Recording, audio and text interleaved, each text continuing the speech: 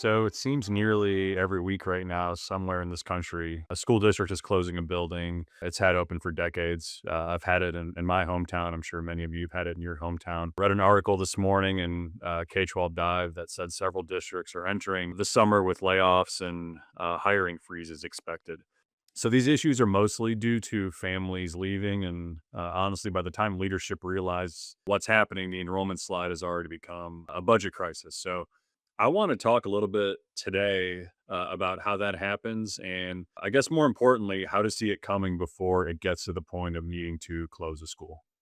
So, when districts see enrollment decline, usually the first response is almost always operational. Things like consolidate schools, freeze hiring, cut programs. And yeah, those are budget moves, but they're not necessarily always strategy moves. What almost nobody does is ask the question, why are families choosing somewhere else? And quite honestly, that is not a finance question. That is a perception and positioning question. So I want to talk a little bit about what we've learned after working with partners across 30 some states on this exact issue. Enrollment declines almost never happen in a vacuum. There's usually a competitor that's telling a clearer story than you are. And families are obviously responding to it. So the districts that tend to reverse the trend don't just cut their way back to stability. They fix that story. They close the gap between what they actually offer and what their community believes about them. So that's really what I want to walk through today. It's the same diagnostic lens that we use at Rhodes when a district comes to us with an enrollment problem. And there are four things we look at in specific order. So I'll walk through each of those four things and what each is designed to uncover. So the first area to look at is the competitive landscape. And that first question you should really uncover is, where are your students actually going and why are families even choosing these schools to begin with? This sounds obvious, but most really don't have a clear answer here.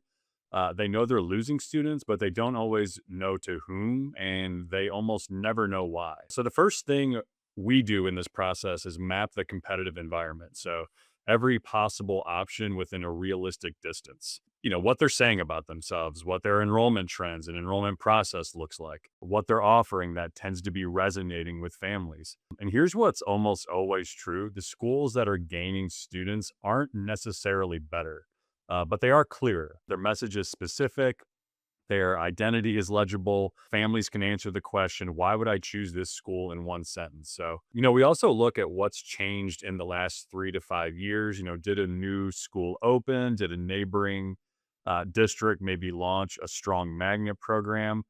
Maybe there was a voucher program that expanded in the state. Those are structural shifts that change the competitive landscape basically overnight. So, the goal of this piece isn't to find fault within the competition. It's really just to understand what families are being offered and whether you're even in that conversation. So, you can't fix a positioning problem you haven't even diagnosed. So, step one is always understanding exactly who you're competing with and what story they're telling. So, the second area I want to talk about is the perception gap. It uncovers the question, what does your community currently believe about your schools, and how do you actually know this? And this is actually where most districts tend to have the least amount of data. Obviously, they have enrollment numbers, they have test scores, but they usually don't have a clear picture of what parents, students, community members actually think and say about their schools. And we call this the perception gap. It's really the distance between what a district believes about itself and what the community actually experiences through the district. So every school district has one of these. Really, the question is, how wide is it? One of the common gaps that we find, the district may think its biggest strength is its academic quality, but families might associate it with facilities that need a lot of work. Or maybe the district has a genuinely strong CTE program that nobody outside the building knows even exists. Or maybe there's a misconception, maybe this school is only for certain kids. Maybe that's just been quietly killing enrollment for years and nobody has even directly addressed it. So, this perception gap question is often an uncomfortable one, quite honestly, because it forces honest answers. But once you name that gap, you can build messaging that closes that gap. If you never name it, you just keep talking louder about things that aren't moving the needle and honestly aren't relevant to prospective families. So your brand isn't what you put on your website, it's what people say about your schools when you're not in the room. And these questions help us find out what that is. So the third area I want to talk about is an enrollment marketing review. Ask yourself the question, what is your current enrollment outreach and what is it actually communicating to families, and is it communicating the message that families need to hear? So most districts have materials, they have a website, they might have a brochure, potentially some social media. But what we look at is whether those materials are actually doing the job they need to do, which is helping a prospective family understand quickly and clearly why your schools are the right choice for their kids. The most common problem we find is that schools lead with what they are rather than what families get. Things like history, accreditation, program names, that's more internal language. Families make enrollment decisions based on outcomes and belonging. Will my child thrive here? Will they be safe? Will they be challenged? So we also look at what families or where families are in the decision making journey when they encounter a piece of content, because what a family needs at that first touch point when they're completely unaware of the school is completely different from what they need when they're comparing two final options. Most enrollment marketing doesn't make that distinction. So this isn't about having more materials or more social media. It's about whether what you have is actually doing the right work at the right moment. Um, the enrollment journey has distinct stages, and when families drop off, it's usually when the message doesn't match where they are in that process. And that's a fixable problem, but it's only fixable once you can actually see it.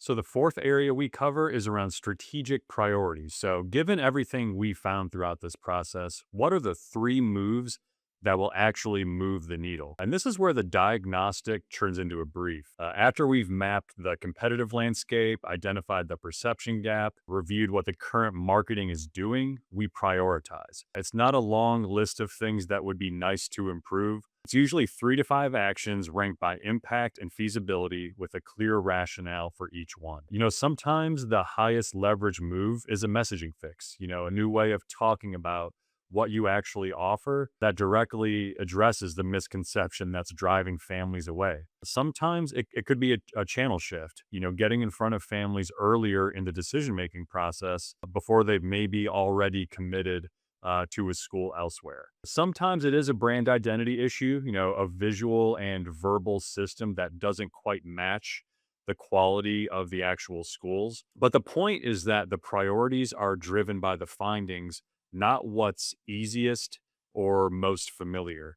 We're not recommending a new logo because logos are what branding agencies do. We're recommending the thing that will actually move enrollment. So strategy without prioritization is just a to-do list. The brief we actually produce tells you what to do first, why to do that, and what success actually looks like.